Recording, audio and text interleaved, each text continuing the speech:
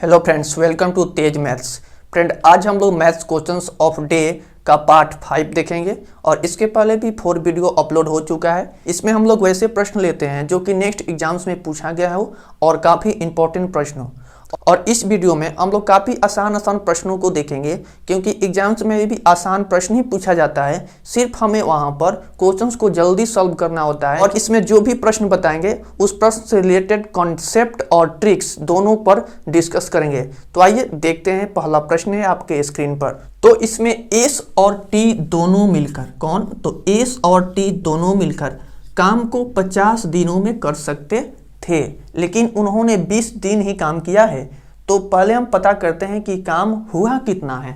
तो काम हुआ कितना? 20 दिन तक काम किया और 50 दिन में काम खत्म हो सकता था, लेकिन उन्होंने 20 दिन ही काम किया है। तो 0 से 0 गया, उनके द्वारा 2/5 काम को किया गया है। तो शेष काम हमें बताना है कि कितना होगा। तो शेष काम, जो शेष काम हुआ है वो इसमें से इसको माइनस कर देंगे और 3 और बट्टा में 5 लिख देंगे। तो 3/5 शेष काम कितना हुआ? 3/5। यही हमारा राइट आंसर है, जो कि ऑप्शन नंबर कितना में दिया है? तो यही ऑप्शन नंबर ए में दिया है। हम आशा करते हैं कि यह प्रश्न आप बहुत ही आसानी से बना पाए होंगे। यदि इस तरह से सॉल्व करते हैं तो बहुत ही जल्दी सॉल्व हो जाता है। नेक्स्ट प्रश्न है। नेक्स्ट प्रश्न भी काफ़ी आसान है, आपके स्क्रीन पर देख सकते हैं। यहाँ पर x² प्लस x माइनस 42 दिया हुआ है और इसको पता करना है कि इसके कारकों का पता लगाना है, जो कि ऑप्शन में दिया हुआ है। तो आप 9th-10th में इस तरह के प्रश्न तो पढ़े होंगे, इसका फैक्टर निकालना। तो सबसे पहले क्या करना होता है, इसका फैक्टर ही निकालते हैं हम। x² दिया हुआ है प्रश्न में और प्लस x और माइनस 42 दिया हुआ है। अब इसका फैक्टर निकालते हैं तो यहाँ पर 7×42 होता है, तो यहाँ पर ये x² हो गया और प्लस 7x हो गया माइनस 6x माइनस 42 हो गया। अब यहाँ से x यदि हम कॉमन ले लें तो कितना हो जाएगा? x प्लस 7 हो जाएगा और यहाँ से माइनस 6 कॉमन ले लें तो ये x और ये प्लस में 7 हो जाएगा। यही हमारा राइट आंसर हुआ यहाँ पर। अभी कितना आ गया राइट आंसर? x माइनस 6 और x प्लस 7, यही हमारा राइट आंसर हुआ, जो कि आपके ऑप्शन नंबर कितना में दिया है? ऑप्शन नंबर सी में दिया है। तो सी हमारा राइट आंसर है। यह प्रश्न भी देखे होंगे। हाँ, यह भी जितने भी प्रश्न है इसमें सभी प्रश्न को पहले खुद से सॉल्व करने का अवश्य ही कोशिश करेंगे। यदि नेक्स्ट प्रश्न है, इसमें कोई डेटा दिया हुआ है और इसका माध्य निकालना है। तो सबसे पहले क्या करते हैं, इन सभी डेटा को पहले जोड़ लेते हैं। तो 1 + 2 + 10, सभी डेटा को हम लोग क्या करेंगे, पहले जोड़ लेंगे और जोड़ने के बाद जितनी संख्याएं होगी उनसे भाग देना होता है। तो ये 1 2 3 4 5 6 7 टोटल 7 संख्या है, तो 7 से हम लोग इसमें भाग दे देंगे। अब यहाँ पर देख रहे हैं कि सबको जोड़ते हैं तो देखते हैं कि कितना आएगा। सबको जोड़ने के बाद हमारा आएगा 70। तो 70 और बट्टे में हो गया 7, तो यही हमारा कट गया तो आ गया कितना? तो 10। तो 10 हमारा यहाँ पर राइट आंसर हो गया। नेक्स्ट प्रश्न है। इस प्रश्न में हम लोगों को क्या करना है, बहुलक और माध्यिका बतानी है। तो बहुलक और माध्यिका निकालने के लिए सबसे पहले क्या करेंगे, ये जो डेटा दिया हुआ है डेटा को अरेंज करेंगे। तो देखिए डेटा को कैसे अरेंज करते हैं।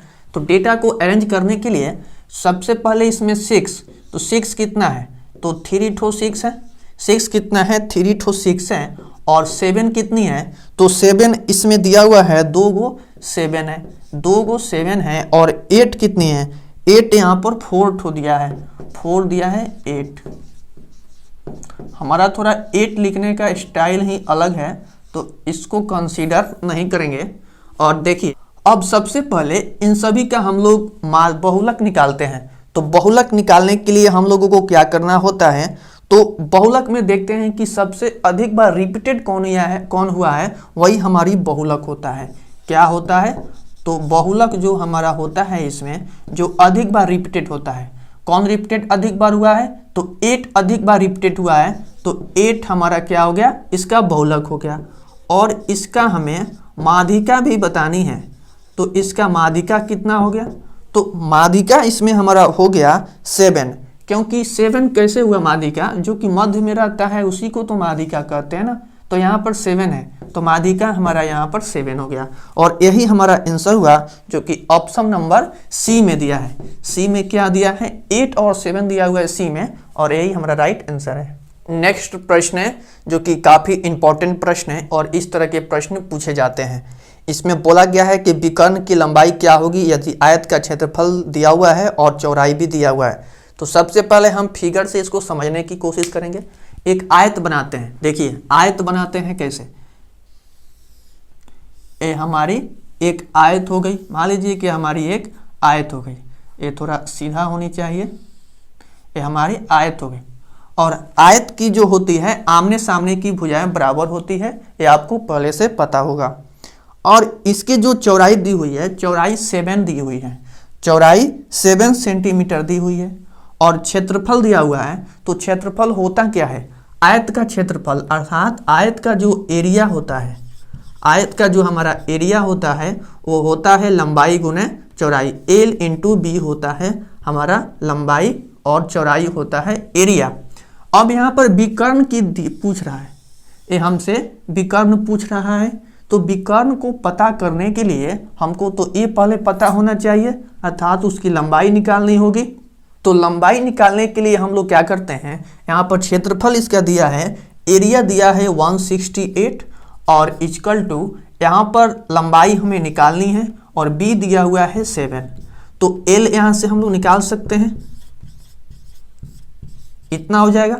इसमें जब हम 7 से भाग लगाएंगे तो हो जाएगा 7 दूनी 14, 7 चौक 28, यहाँ पर 24 हो गया।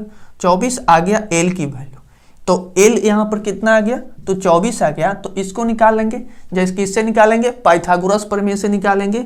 इसको एच होता है और एल होता है और बी होता है, तो एच स्क्वायर इक्वल टू क्या होते हैं, देखिए एच स्क्वायर इक्वल टू होता है B square plus L square. तो एच स्क्वायर बी कितनी है, तो बी है यहाँ पर 24, तो 24 का होल स्क्वायर प्लस 7 का होल स्क्वायर।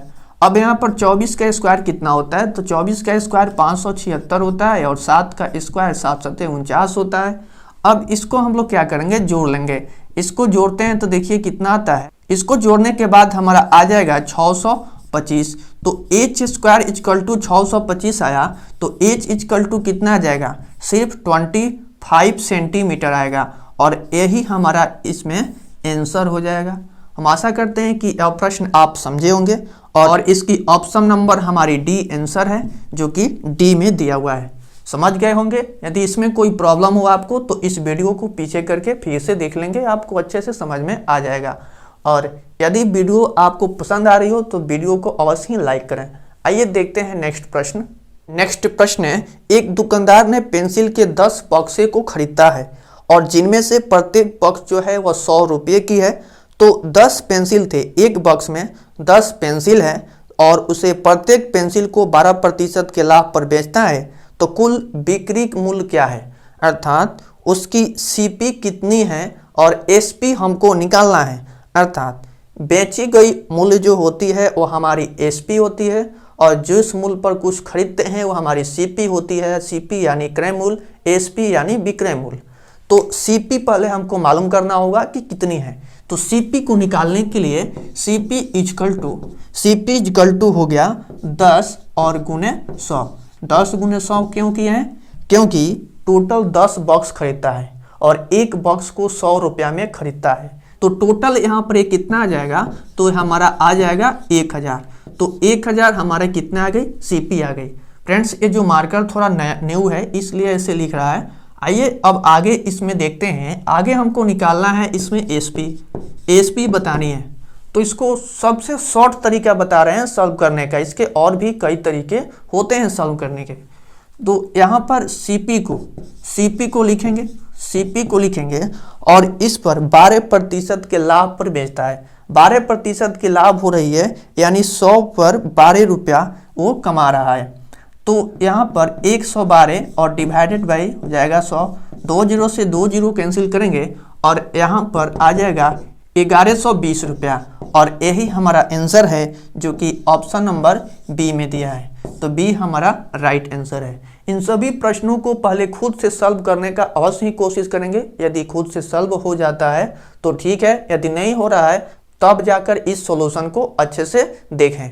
आइए देखते हैं अब नेक्स्ट प्रश्न। प्रश्न भी काफी इंपॉर्टेंट प्रश्न है। इसमें बोला गया है यदि अंकों का योग 9 है और दहाई के स्थान और इकाई के स्थान के अंकों के बीच का अंतर 1 है तो 2 अंकों की संख्या क्या होगी। वो 2 अंकों की संख्या बतानी है। तो आपको पता ही होगा कि 2 अंकों की संख्या क्या होती है। नहीं पता है तो देखिए क्या होती है। तो 10x + y। जब भी 2 अंकों वाली संख्या की बात करें तो आंख बंद करके ऐसी संख्या हम लोगों को लिख लेना होगा। ये संख्या हमारी क्या आ गई, 10x + y।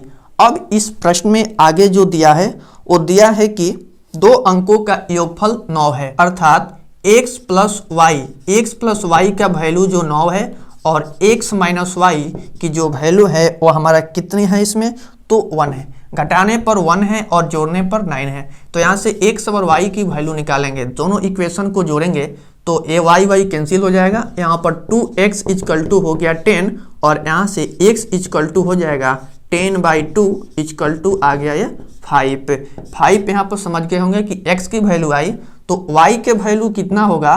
तो y के वैल्यू को इसमें रखते हैं तो 9 - 5 = 4। y के वैल्यू कितना आ गया 4। तो यही पूछा है कि हमारी संख्या कितनी होगी। तो संख्याएं x y होगी। तो संख्या जो हमारी आ गई 54। वह संख्या हमारी कितनी आ गई तो 54। यही 54 हमारी राइट आंसर है, जो कि कितने में दिया है, सी में, ऑप्शन नंबर सी में दिया हुआ है। नेक्स्ट प्रश्न भी देख सकते हैं कि कितना आसान सा प्रश्न है। इसको खुद से सॉल्व करने का कोशिश करेंगे। बोला गया है एक संख्या दी हुई है और इसमें जोड़े जाने वाली सबसे कम संख्या बतानी है जो कि 11 से विभाज्य हो। जब 11 से विभाज्य होने की बात किया गया है तो 11 से ही भाग देंगे। इसमें 11 से देखिए कैसे भाग देंगे। 11 से भाग देते हैं 17 और 3 9 दिया हुआ है। 11 से भाग देंगे, एक बार में भाग लगाएंगे, यहाँ पर आ जाएगा 6 से कैंसिल हो जाएगा और यहाँ पर आ गया 3, यहाँ पर आ गया 3। 11 × 5 = 55 को लेंगे तो 11 × 5 = 55 हुआ हो गया और यहाँ पर आ जाएगा 8 और यहाँ पर इस 9 को उतारेंगे। अब यहाँ पर 11 × 8 = 88 हुआ। तो 11 × 8 = 88 हुआ तो 88 को यहाँ पर लिखे। अब यहाँ पर 1 आ गया। तो हमारे पास एक और तरीका था, यहाँ पर 11 और 99 को ले लेते, लेकिन इसमें भाग भी तो लगना चाहिए, लेकिन वैसे भाग नहीं लगता। इसलिए सबसे चलिए क्या करेंगे, अब यहाँ पर जो है इसमें से इसको 11 - 1 कर देंगे। आ गया हमारा कितना 10। तो इसमें जो जोड़े जाने वाली संख्या थी वो कौन सी संख्या थी, 10 थी। यदि इसमें हम लोग 10 को जोड़ दें तो वो संख्या 11 से पूर्ण रूप से विभाज्य हो जाएगी। और इसी प्रश्न को इस तरह से घुमाकर पूछ दिया गया है। तो हमारी राइट आंसर कितनी हो गई, राइट आंसर हमारा हो गया 10। नेक्स्ट प्रश्न है। नेक्स्ट प्रश्न ट्रिकोनोमेट्री से लिया गया है। इस प्रश्न को देख सकते हैं कि थीटा = दिया है 30 डिग्री। थीटा का वैल्यू जो दिया है वो दिया है हमारा 30 डिग्री और पूछ रहा है tan² theta plus cot² theta की वैल्यू बतानी है। तो सबसे पहले थीटा के स्थान पर तो हम लोग 30 डिग्री को रखेंगे। 30 डिग्री के वैल्यू कितना होता है तो 1/√3 होता है और स्क्वायर की बात किया है तो स्क्वायर कर देंगे। और cot 30 की वैल्यू कितनी होती है, थीटा के स्थान पर यहाँ पर भी 30 रखेंगे तो cot 30 का वैल्यू जो होता है वो हमारा होता है √3। तो √3 होती है, इसका भी होल स्क्वायर करेंगे तो यहाँ पर आ जाएगा 1/3 आ जाएगा प्लस यहाँ पर सिर्फ 3 हो जाएगा। अब यहाँ पर कितना होगा, यहाँ पर आ गया 1 और यहाँ पर 3 3 के 9 और डिवाइडेड बाई यहाँ पर 3। तो ये 10 और बट्टा में 3, 10/3 यही हमारा राइट आंसर है, जो कि ऑप्शन नंबर डी में दिया है, अर्थात डी हमारा राइट आंसर है। फ्रेंड्स, इसमें जितने भी प्रश्न मैंने लिया था सभी प्रश्न काफ़ी इंपॉर्टेंट प्रश्न थे। तो इसी तरह की वीडियो इस चैनल पर आते रहते हैं। तो इस चैनल पर पहली बार आए हैं तो चैनल को सब्सक्राइब कर लें और यदि वीडियो आपको पसंद आई हो तो वीडियो को भी लाइक करें और अधिक से अधिक इस वीडियो को अपने दोस्तों के बीच शेयर करें, क्योंकि इस चैनल को आपकी सपोर्ट की ज़रूरत है। तो आइए मिलते हैं नेक्स्ट वीडियो में, तब तक के लिए बाय बाय।